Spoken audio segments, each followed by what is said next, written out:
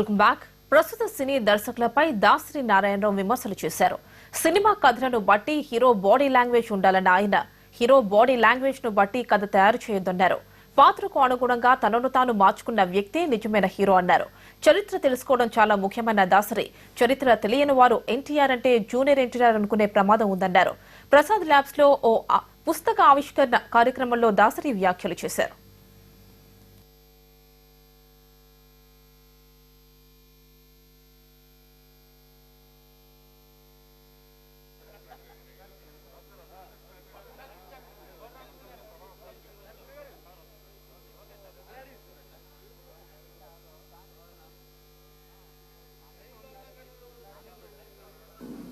NT Ramarao గారు ఎవరు పరిచయం చేశారు అంటే ఎవరెవరి పేరులో చెప్తారు కానీ ఎన్టీ రామారావు గారిని టెస్ట్ చేసి పిలిపించి సినిమాలో బుక్ చేసిన మహాతల్లి కృష్ణవేణమ్మ.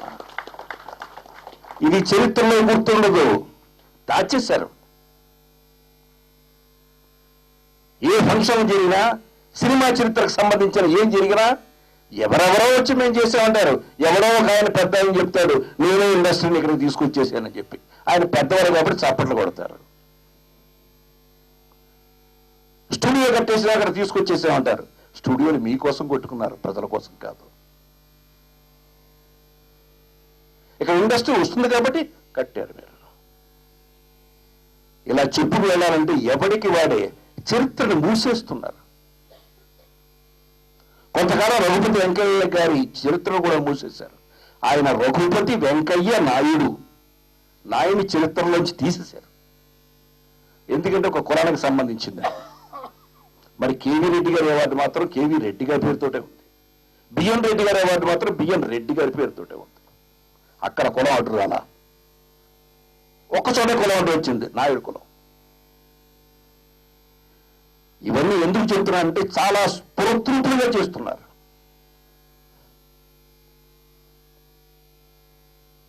అలాంటి చరిత్రలో ఎన్టీ రామారావు గారిని కాదు, వరుణుని పిక్చర్ తరువాత ఎస్వి రంగారావు గారు తిరిగి వెళ్ళిపోయి ఉద్యోగంలో జాయిన్ అయిపోతే తిరిగి తీసుకొచ్చి మన దేశంలో రంగారావు గారి చేత తిరిగి మేకప్ వేయించింది ఈ మహాతల్లి. ఘంటసాల గారిని పరిచయం చేసింది ఈమె, జిక్కి గారిని పరిచయం చేసింది ఈమె, సూర్యకాంతం గారిని పరిచయం చేసింది ఈమె. ఇంతకంటే చరిత్ర కావాలండి తెలుగు సినిమాకి? ఈవిడ చరిత్ర తెలుగు సినిమాలో ఉందా? కబ్జా చేశారు. సినిమా థియేటర్లు కబ్జా చేయడం కాదు, సినిమా పండగ రోజు కబ్జా చేయడం కాదు, సినిమా చరిత్రను కూడా కబ్జా చేశారు. దాసరి నారాయణరావు తెలుగు సినిమా ఇండస్ట్రీ హైదరాబాద్కు రావడానికి కారకుడు అనే చరిత్ర కూడా కొన్నాళ్ళ తర్వాత కబ్జా చేసి పారేస్తారు. ఇది అంతేగాని చరిత్ర అవసరం.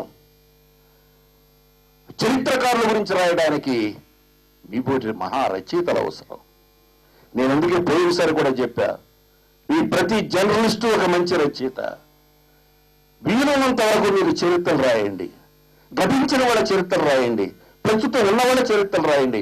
కొన్నాళ్ళకి ఏమవుతుందో తెలియదు. ఇప్పుడున్న వాళ్ళు, ఇప్పుడు తరంలో ఉన్నవాళ్ళు, ఒక కాంతారావు గారి చరిత్ర, గొప్ప గొప్ప చరిత్ర కాంతారావు గారిది. తమిళ్ కుట్టి ఎంజీఆర్ గారి తర్వాత చిన్న కుట్టియారు ఆయన సినిమాలన్నీ విడుదలయ్యాయి. ఇవి కొంచెం మీరు ముందుకు వచ్చి చేయాలని కోరుతున్నాను.